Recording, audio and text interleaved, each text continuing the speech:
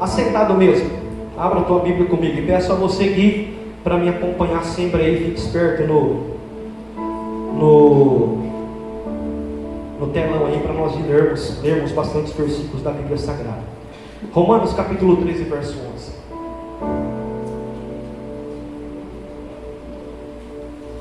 Romanos capítulo 13, versículo de número 11. Olha, já está no telão, está rápido. Irmão, se você não encontrou, só olhar para o telão que você vai encontrar agora. Diz-nos assim: isto digo, conhecendo o tempo, que já é hora de despertarmos do sono, porque a nossa salvação agora, ou está agora mais perto de nós, do que quando aceitamos a fé. Somente fica no 11 aqui, fica no 11. Isto digo, conhecendo o tempo, que já é hora de despertarmos do sono, porque a nossa salvação está agora mais perto do que quando aceitamos a fé. Eu quero falar nessa noite sobre os 3 sonos que a igreja tem enfrentado e precisa vencê-los. Na noite passada eu deitei-me com alguns textos no meu coração, pedindo a Deus uma palavra para essa noite. Pela madrugada, não sei que horas, me despertei. Logo me veio a minha oração quando deitei.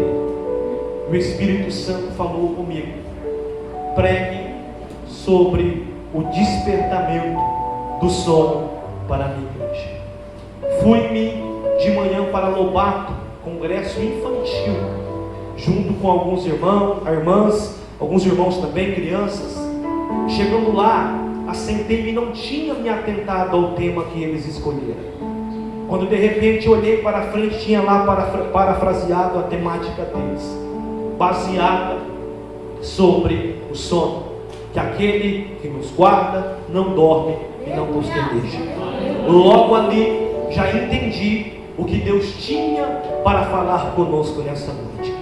E aí procurei um texto para embasar a mensagem nessa noite, e logo encontrei Romanos capítulo 13 e versículo 11, que é o texto que lemos nessa noite. Então eu quero falar sobre 3 tipos de sonos que a igreja tem enfrentado e deve vencê-los.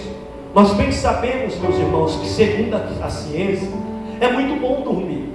A ciência, ela entende que é necessário o ser humano, cada um de nós, termos por dia pelo menos 8 horas de descanso, pelo menos 8 horas dormindo e dormindo bem, principalmente pela parte da noite, que o nosso corpo vai liberar algumas substâncias que ele só libera dentro daquele período noturno. Então, logo quem trabalha no turno C da vida, como eu trabalhei, vai ter algumas dificuldades, porque não é muito bom, o ser humano não foi programado para dormir de dia e trabalhar de noite. Pelo contrário, mas diante das dificuldades e necessidades, assim tem acontecido. Então, dormir é bom. E você sabia que pela Bíblia, muitas das vezes o sono, ele também está embasado numa guerra espiritual. Quando nós lutamos para dormir, não conseguimos. O salmista bem escreveu. Ele escreveu assim: em paz me deitarei e dormirei, porque só tu, Senhor, me faz habitar em segurança, ou descansar, em outras traduções. Então, o sono, até nisso, Deus ele é detalhista e Deus se preocupa.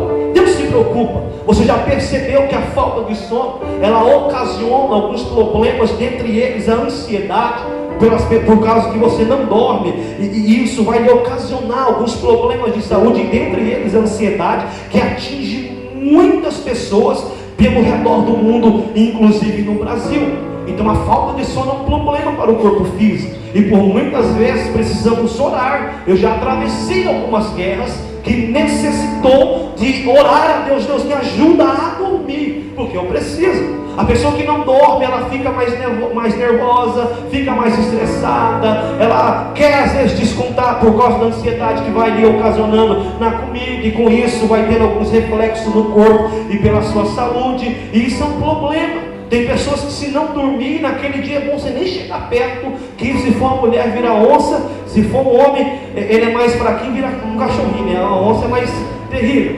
mas é um problema. Só que o apóstolo Paulo está falando aqui não é desse sono físico que eu estou falando. Paulo está chamando a atenção dos irmãos de Roma para um sono de caráter espiritual, que esse é problema se dormir, esse é problema.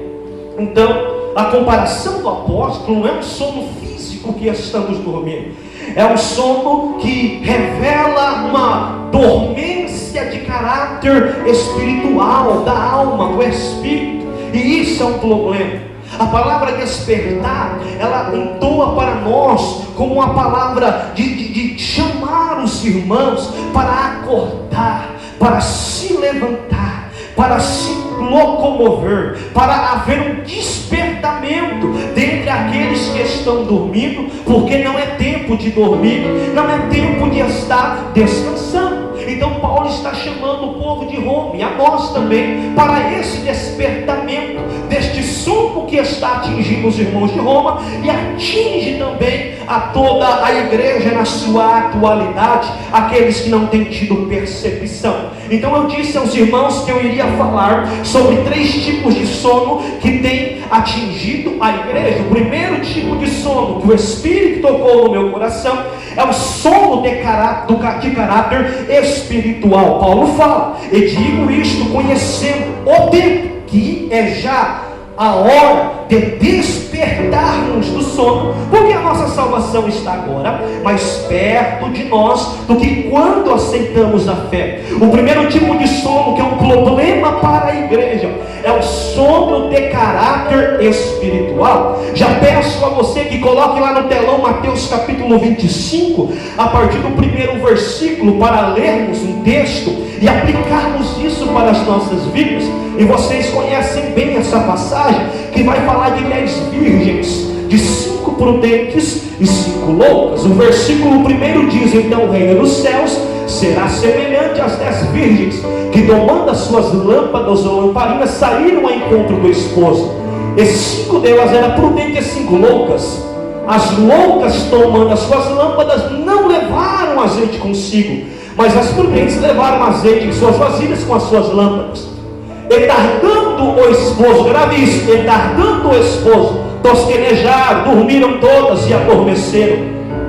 Mas à meia-noite ouviu-se um clamor: aí vem o esposo, sai-lhe ao encontro. Então todas aquelas virgens se levantaram, prepararam as suas lâmpadas, e as loucas disseram às prudentes: dai-nos do vosso azeite, porque as nossas lâmpadas se apagam. Mas as prudentes responderam, dizendo: não seja caso que nos falte a nós e a vós, e diante aos que vendem, e comprai-o para vós. E tendo elas ido comprá-lo, chegou o esposo, e as que estavam preparadas, entraram com ele para as bodas, e fechou-se a porta. O problema nessa parábola aqui, irmãos, a gente às vezes tenta destrinchar, aplicar outras coisas, mas o objetivo da parábola é única, é o único objetivo. Jesus estava contando essa parábola e usando as virgens para demonstrar aos seus ouvintes e a nós que o propósito dela é: igreja, prudentes, virgens, estejam preparados para o encontro com o noivo. Estejam preparados, porque as 10 tinham lâmpadas, todas tinham lamparinas, só 5 levaram azeite de reserva. E a Bíblia diz o quê? E tardando o esposo. Esse tardar aqui é de demorar, é de alguém que não vem na hora que elas esperavam, mas vem uma hora que elas não estavam aguardando, se preparando para aquele momento. E isso é um problema da igreja na atualidade, porque o sono espiritual nos leva a vivenciar como virgens loucas. Por quê? Jesus tem usado os seus há tempos dizendo: eu vou voltar, eu voltarei. E a igreja ouve essa palavra, e agora após o convite, parece que o povo se despertou em pregar acerca do arrebatamento. Não todos, mas alguns. E com isso alguns ainda dizem: mas eu já ouço essa palavra de arrebatamento há tanto tempo, há tantos anos que as pessoas pregam e Jesus não volta. É porque talvez ele está tardando o nosso tempo, mas não o tempo dele. O problema é que quando Jesus ainda não voltou, e não é um problema para ele, para nós, é que nós estamos caindo no sono espiritual. Que sono é esse, pastor? Nós temos talvez lamparinas, mas não temos mais azeite para manter as lamparinas acesas como deveria. Nós temos talvez vindo à igreja, mas estamos como as loucas desta parábola, dormindo. A Bíblia diz que elas tosquenejaram e adormeceram. E não só as loucas, mas as virgens prudentes também dormiram. A diferença é que todas foram ao mesmo lugar, mas umas prudentemente pensou: vai que ele não vem na hora que nós estamos aguardando, então vamos levar azeite de reserva, porque se ele chegar numa hora que nós não esperamos, nós temos azeite para manter as nossas lamparinas apagadas. Talvez o povo esperou Jesus no ano de 2000, como foi profetizado, e Jesus não veio. Talvez você esperou em 2005, 2010 e Jesus não veio. Já estamos em 2023. E qual que deve ser a nossa expectativa, pastor? A nossa expectativa é como se Jesus voltasse daqui a pouco. Quem sabe daqui um minuto, quem sabe daqui uns segundos. Como assim, pastor? A igreja não pode estar com as suas lamparinas apagadas, dormindo um sono espiritual, pensando: ele não veio até agora, não vai vir hoje não, tem coisa para acontecer. Talvez ele não venha para a igreja, mas venha no individual para mim ou para você. O fato é que não é tempo da igreja estar dormindo espiritualmente. Pastor, não quer dormir espiritualmente. É uma igreja que não ora, é uma igreja que não jejua, é uma igreja que não se consagra, é uma igreja que vem na igreja como todas vieram, mas não tem mais prazer de sentir a presença, não se preocupe em sentir a presença, e vai dormindo espiritualmente, vai acontecendo uma frieza, e daqui a pouco ela já está se afastando da igreja. Eu garanto aos irmãos, se todos os crentes da Assembleia de Deus de Alto Alegre se reunissem nesse templo, nessa noite, esse lugar se tornaria pequeno, ia ser uma correria. Os irmãos dizendo: pastor, acabou a cadeira, acabou, Senhor, o pastor, as cadeiras não tem mais, vai ter que ficar em pé, porque não comportaria. Por que não está assim? Porque tem gente dormindo, que sono espiritual, dizendo: amanhã eu vou, pastor, no próximo culto eu vou, no próximo culto eu estou lá. Estão dormindo no tempo que não é para dormir. E eu trago esta notícia de alerta à igreja: mais um pouquinho de tempo que há de vir, virá e não tardará. Não é tempo da igreja dormir, não é tempo da igreja tosquenejar, é tempo da igreja estar com seus olhos abertos e preparado para o soar da trombeta. A igreja precisa voltar ao campo da oração, ao campo da consagração, ao campo do jejum, porque Jesus embuçaram a igreja vive e não sonolenta. Cadê o azeite que deveria estar aqui? Cadê o azeite que deveria manter as lamparinas? O problema não foi lamparina, todo mundo tinha. O problema foi a falta de azeite. E infelizmente dentro da igreja nos dias atuais tem muita gente que tem lamparina com azeite em falta e as lamparinas apagadas. Infelizmente a igreja tem muitas pessoas que não querem mais orar, que não querem mais vir para um culto de ensino, que não querem mais jejuar, que não querem mais consagrar, que não querem mais buscar, que não querem mais se humilhar. Estão dormindo um sono espiritual, e Deus está nos alertando nessa noite: despertai, porque já é a hora, nossa salvação está mais próxima do que quando aceitamos a fé. Eu quero acreditar que eu não prego para virgens loucas, mas eu prego para uma igreja prudente, para uma igreja que tem azeite, para uma igreja preparada. E se a trombeta soar nessa noite, eu quero acreditar que ninguém vai ficar, mas que todos irão subir ao céu de glória. Eu garanto nessa noite, irmãos, que tem pessoas que não orou nesse dia. Você vê que o sono espiritual é tão sério que nós não temos força para orar. Se ora 5 minutos, parece uma eternidade. Se ora 10 minutos, meu Deus, deu 10 minutos. Você quer ver um exemplo? Você dobra o joelho para orar e você pensa assim: já deu 20 minutos, você ora, deu 10, parece que foi uma eternidade. Está morrendo. Está morrendo. Você quer ver? Você sabe o que é jejum? que é uma consagração? Uma coisa ligada a outra. Quanto tempo você não faz isso, irmão? Ô irmã, você está morto. Você está louco, você está morto. Lembra de uma brincadeira que era assim: vivo, morto, morto descia, vivo ficava em pé? Você está assim. Você está de pé, mas espiritualmente você está prostrado. Porque não tem vida. Se alguém não tem intimidade com Ele, se alguém não busca a face dele, se você não jejua, não consagra e não ora, você está vivo de jeito. Cuidado com o sono espiritual, porque eu conheço alguns daqui que começou assim e já não estão mais aqui, mas você passa na rua: não, pastor, eu não estou desviado, não. Não estão o quê? Até quando vão viver no engano? Crente que não congrega desviado, irmãos. Crente que não vem para a igreja. Se pode, dá Deus enfermos. Os que podem, não vem para a igreja buscar Deus, irmãos. Não é crente, é desigrejado. Isso é sono, dormência. E quem dorme na igreja não produz. Só que Jesus disse assim: eu vos chamei para vocês frutificar. Nisto sereis meus discípulos, que deis muito fruto. Quem dorme não frutifica. Quem frutifica é porque está vivo espiritualmente. Eu quero acreditar que não é mentira o que eu ouço a respeito dessa igreja. Que essa igreja tem dado fruto. E se tem dado fruto, é porque é uma igreja viva. É porque tem crente vivo. É porque tem crente que tem a presença e não está dormindo. Não é tempo de dormir, é tempo de avançar. Abaixando a curva na sépia. Desperta. Para de nome, irmão. Desperta.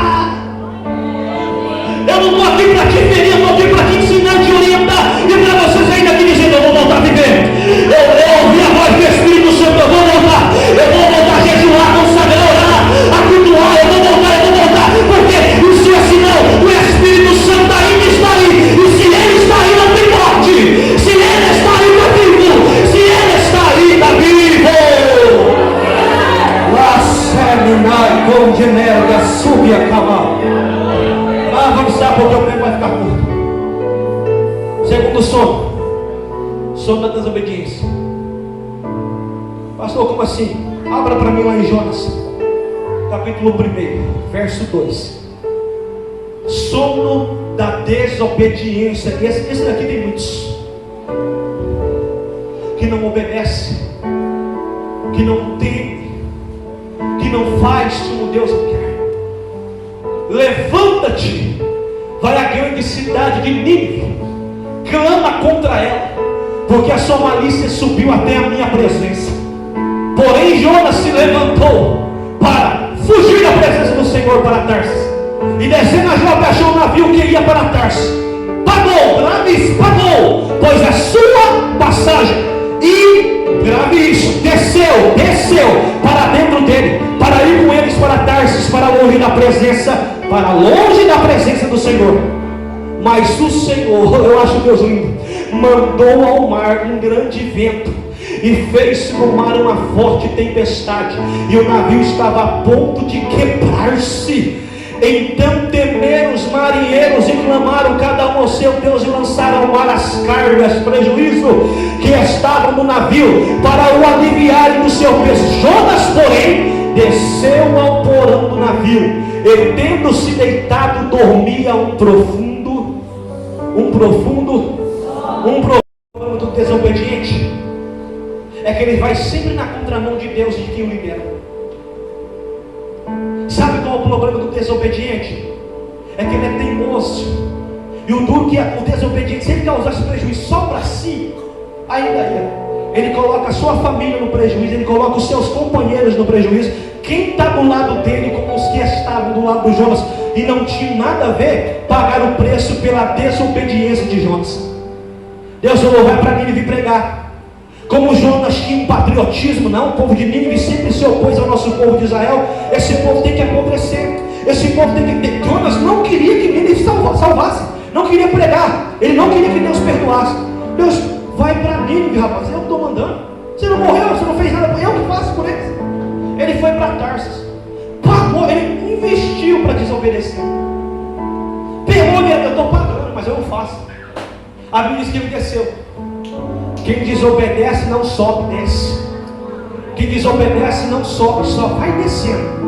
Tem crente que é tão teimoso, irmãos, com Deus, que era para estar voando já nas asas do Espírito e não sai do lugar. Por quê? Porque é desobediente. Não obedece. Aí olha alguém prosperando, Deus abençoando, Deus levantando. Ah, mas pastor é doido. Ah, mas por que ele, Deus? É porque a obediência gera frutos e resultados positivos. É porque quem obedece, nesse sentido, não desce. Deus eleva, Deus faz subir. Agora quem desobedece, desce para Jope. Tem que descer para o porão. E o desobediente dorme. E dorme um sono profundo. E aí Deus falou assim, não, eu vou tratar com ele. Mandou uma forte tempestade no mar. A Bíblia diz que o barco balançava, o navio balançava ao ponto de quebrar-se. E os marinheiros com a mão na cabeça, estão morrendo do mundo. Vamos morrer, joga tudo fora. Olha o prejuízo da desobediência. Olha o resultado da desobediência. Eu nunca vi um pai chegar no filho e falar assim, filho, eu vou te dar um presente. Por quê? Porque se você me desobedeceu e eu estou feliz. Pelo contrário, o pai fala assim, eu ia fazer, mas como você desobedeceu, eu não vou fazer mais, você vai ficar de castigo. Assim foi Deus. Deus falou, Jonas, eu vou tratar com você. E os marinheiros jogando as cargas, jogando tudo fora. Vamos afundar, vamos afundar. E a Bíblia diz que Jonas desceu para o porão e diz assim, ó, eles que se viram, eu vou dormir. E dormiu um sono profundo. Porque quem é desobediente vive o sono da profundidade, vive a profundidade de um sono espiritual, ao ponto de não se importar com as questões do que está acontecendo com aqueles que estão ao seu derredor. Quem vive na rebeldia e desobediência, irmão, para ele, se o irmão afundar, tudo bem. Para ele, se aquele outro irmão passar por um vale, ele não está preocupado, ele olha só para si e para a sua vontade. Aí Deus mandou um forte mar, as coisas aconteceram. Os marinheiros falaram, vamos lançar sorte. Vamos ver o que aconteceu. Lançaram sorte, Deus trabalhou disso. Deus não gosta disso, mas trabalhou disso para revelar o que Jonas estava fazendo. Caiu em Jonas. E aí falou, o que você fez, rapaz? O que está nos acontecendo? Ele falou assim, olha, realmente o problema é comigo.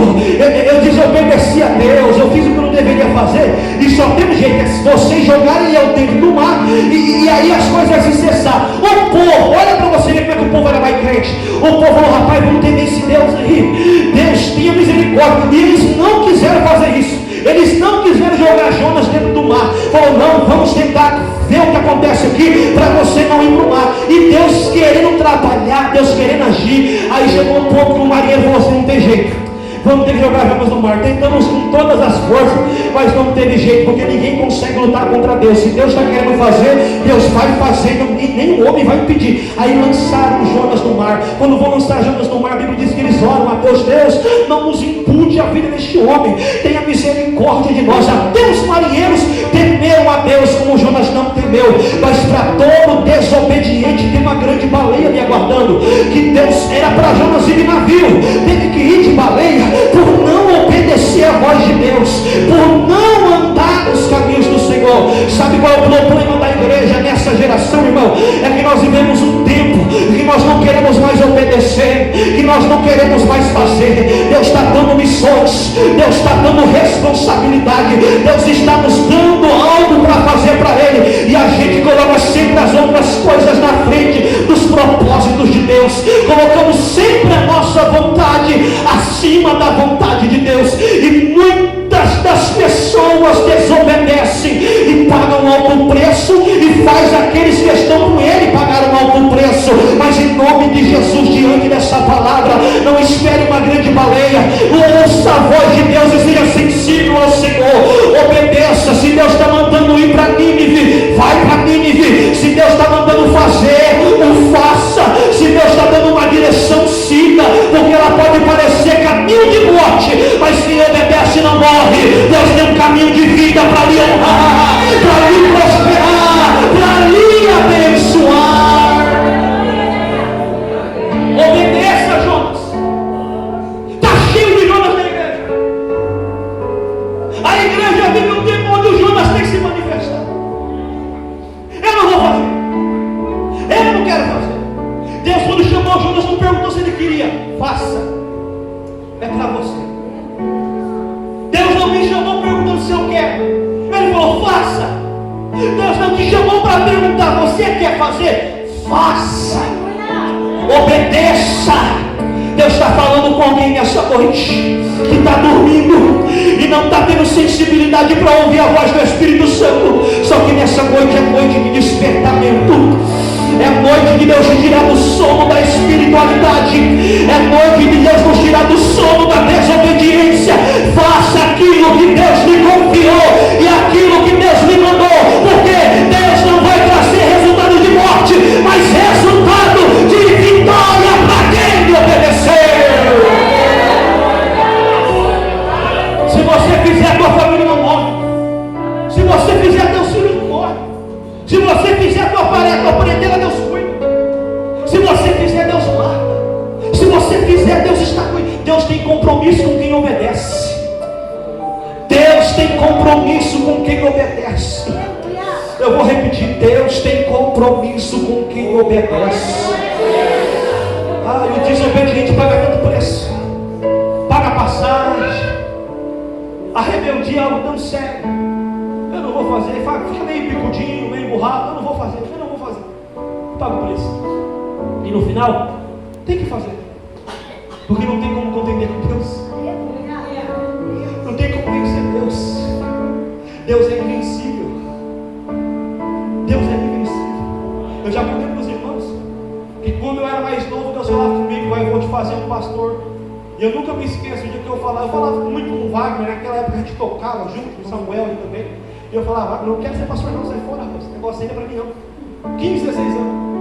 Ele falou, você vai ser? Não. Aí veio um pregador lá de fora, lá de Prudente, sem saber de nada, um dia pregando, olhou para mim e falou assim, Deus mandou te dizer, tu serás, eu te farei.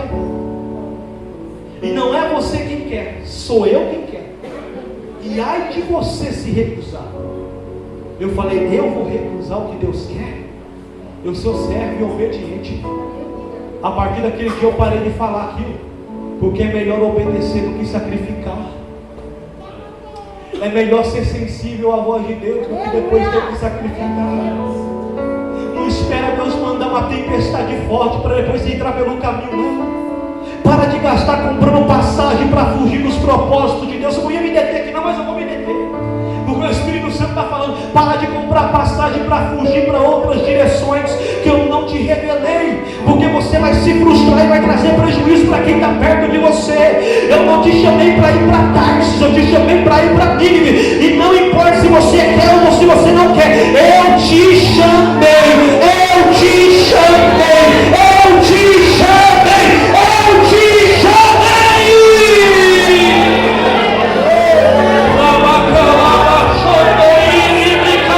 Vai descer uma glória aqui, porque Deus vai revelar mistérios a corações nessa noite.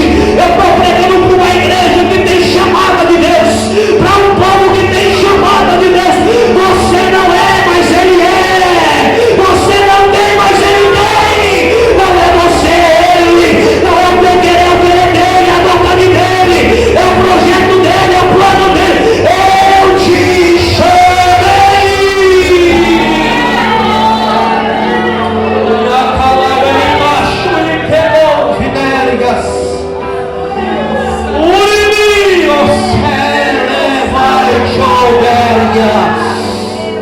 Para de fugir, para de correr, para de dar desculpa, de entregar os projetos de Deus. Deus não quer você estar se escondendo e dormir no sono do porão. A igreja não dorme, a igreja está acordada e despertada para fazer a obra dEle. Hoje Deus vai começar a arrancar. Eu não ia ter outra coisa para falar e preciso, mas hoje Deus vai entrar nos porões de navios, aonde a gente está se escondendo, e eu estou sentindo a voz do Espírito Santo ecoando dentro desses porão, dizendo, sai filho, sai filha. Tem gente sofrendo pela tua desobediência, tem coisas travadas pela tua desobediência. Eu não morri para você dormir no porão, eu morri para você sair daí, obedecer a minha voz, fazer a minha vontade, porque a minha voz, ela ecoa para você nessa noite, dizendo, acorda, acorda.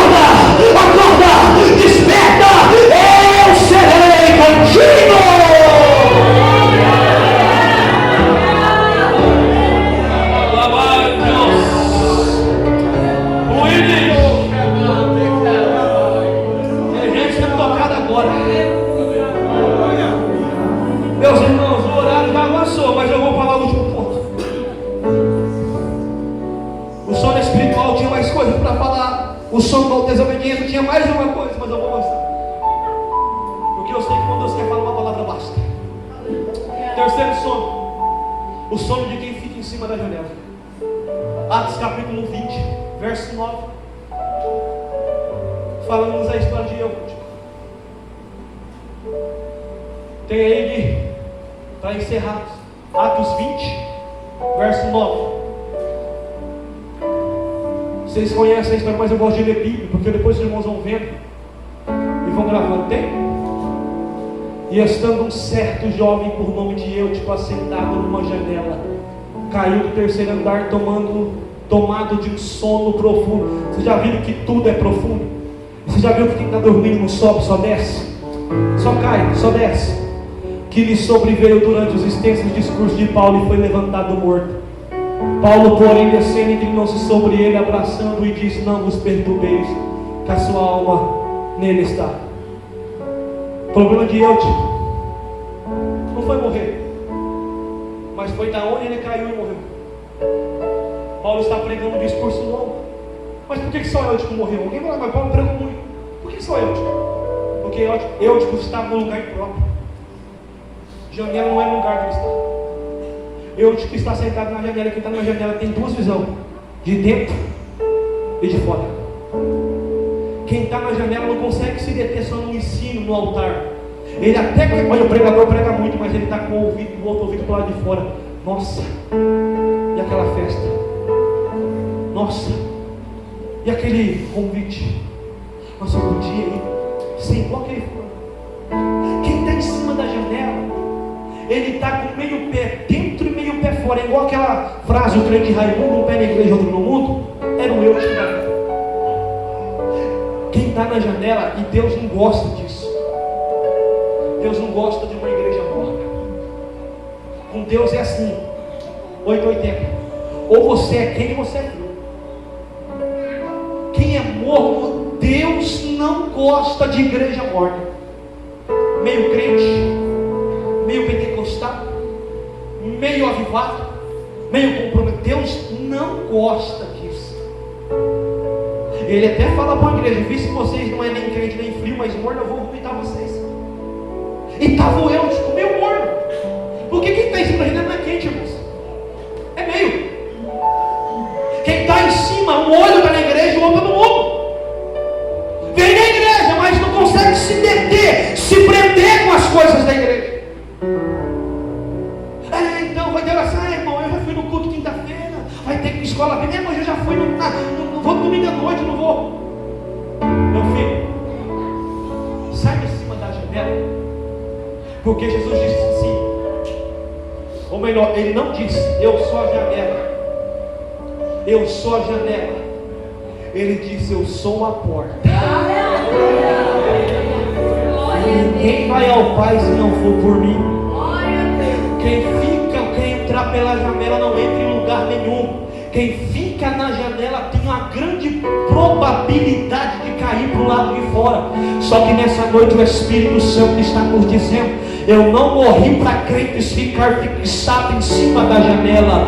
Eu quero você para o lado de dentro. Porque para o lado de dentro, a sorte de Eutico é que ele caiu para o lado de dentro. Porque quem cai para o lado de dentro, irmão Genivaldo, não permanece sem vida. Porque para o lado de dentro, se tem um Eutico que cai, tem um Paulo que vai lá, estende a mão e diz: levanta, levanta, levanta, levanta, levanta, levanta. Quem cai para o lado de dentro tem vida. Quem fica para o lado de dentro tem vida, tem milagre, tem presença. E nessa noite eu quero dizer: só para aqueles que estão para o lado de dentro, Deus tem palavra de vida.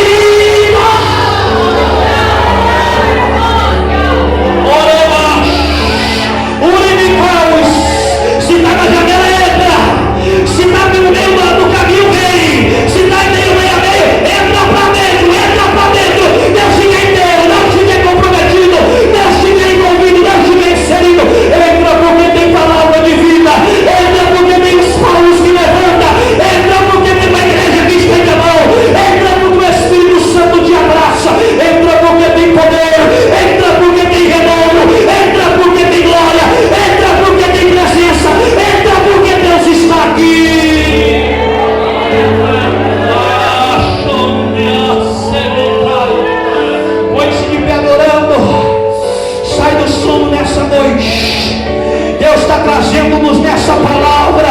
Já é tempo de despertarmos do sono de igreja.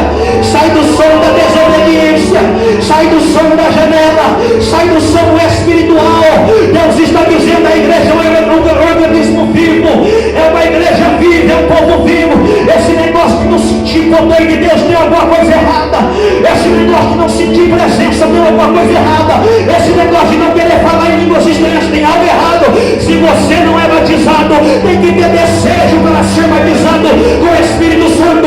Se você é batizado ou batizado e não fala em línguas, Deus está dizendo: eu vou te despertar, eu quero te despertar, porque o crente vivo, ele dá sinais de vida, vida estranha, poder de Deus, glória de Deus. Cadê a igreja que é viva? Cadê o Espírito? O altar está vindo nessa noite, as irmãs estão vivas, os jovens estão vivos, a igreja está viva, já meu povo está vivo e ainda sente a presença dele.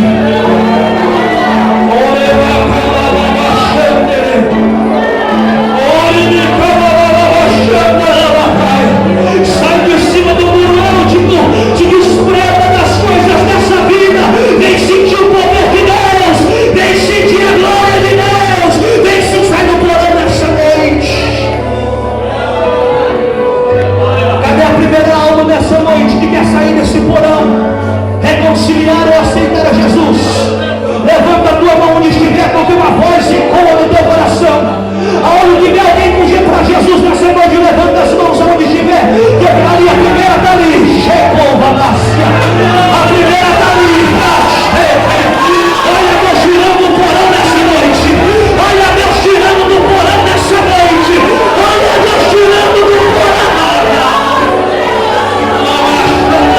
Deus trouxe lá de Colorado para reconciliar, filho. Deus trouxe de lá, porque ouviu a voz. Crente que ouve a voz e assim torna a ter vida.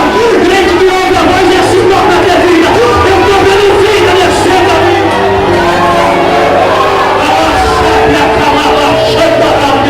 Está descendo a glória de Deus aqui agora.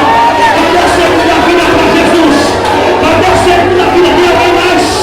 Se tiver, levante a mão. Se tiver, levante a mão. Eu estou sentindo a glória. Desceu, espírita, salvia. O limite. Há uma presença aqui. Tem vida. Deus está despertando.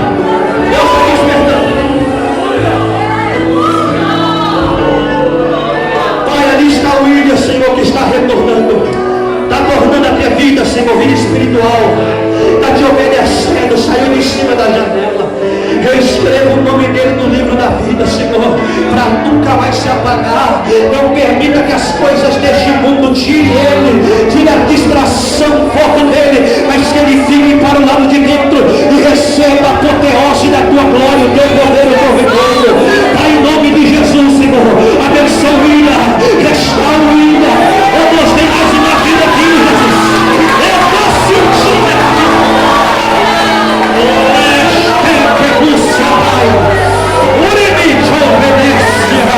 Desce, Senhor, vida sobre a vida dele, Senhor. Oh Deus, escreve o nome do Luciano, Senhor. Trabalha, Espírito Santo, porque tem vida, tem vida.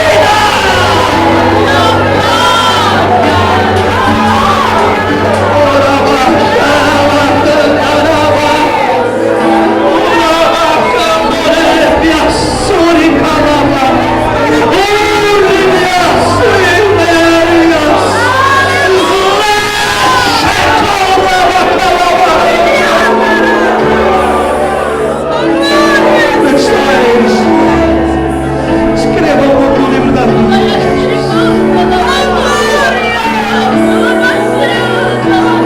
Em nome de Jesus. Em nome de Jesus.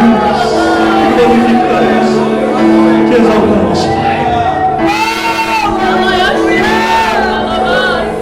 Ô William e Luciano, olha para cá. Se vocês permanecerem firmes nesse caminho, vocês vão provar de coisas que vocês nunca provaram. Deus tem projetos lindos para vocês. coisas que vocês nem compreendem, entendem. Deus tem propósitos. Eu vi algo muito grande na tua vida, William, se desvendando assim, coisas que você nem imagina. O inimigo trabalha para tentar frustrar os planos de Deus. Mas Deus está fazendo com você como fez com Jonas. Deus insiste.